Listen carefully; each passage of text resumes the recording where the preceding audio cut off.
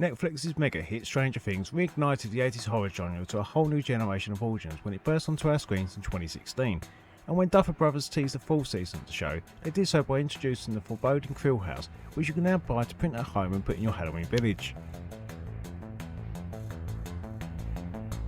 Creepy old abandoned houses have long been a prerequisite in horror stories, usually with overgrown lawns, big dusty attics, and antique furniture that suddenly moves or chimes like that grandfather clock. The Creel House in Stranger Things, or the Claremont House as Ilustralia calls their model, certainly delivers on all of these.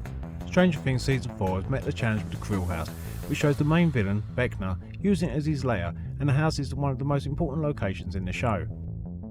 The real Creel House is located in Rome, Georgia, about 90 minutes away from the city of Atlanta. When the location team for Stranger Things found the house, the current owners had just closed on the sale a month beforehand and were about to renovate it. Luckily for the Stranger Things team, they were able to film on site with them boarding up the windows and distressing the exterior as the creepy abandoned Creel House in the 80s. The Stranger Things production team was specifically looking for a spooky house with vertical architecture and an attic on the third floor, similar to that of the Bates house in Psycho. And ironically enough, when the Creel House was built in 1882, it was built as a bed and breakfast.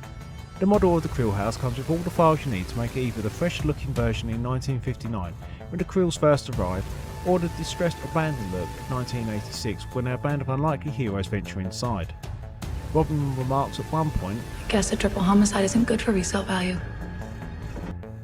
But in real life the show was very good for the resale, as the owners sold for around $1.5 million after purchasing it for just $350,000.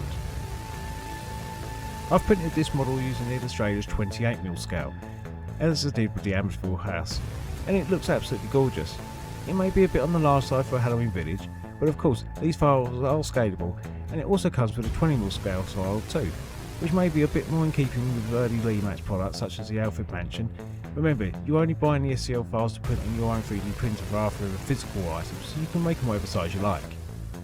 The dimensions for the house are 10 inches wide by 14 inches deep and 10 inches high approximately. Cost for the files are $31, which again for a model of this detail and this size is fantastic. It did take a fair amount of filament to print, around 1.8 kilos, so you'll need to factor in another $40 for that too. Now it did take quite a long time to print all of this.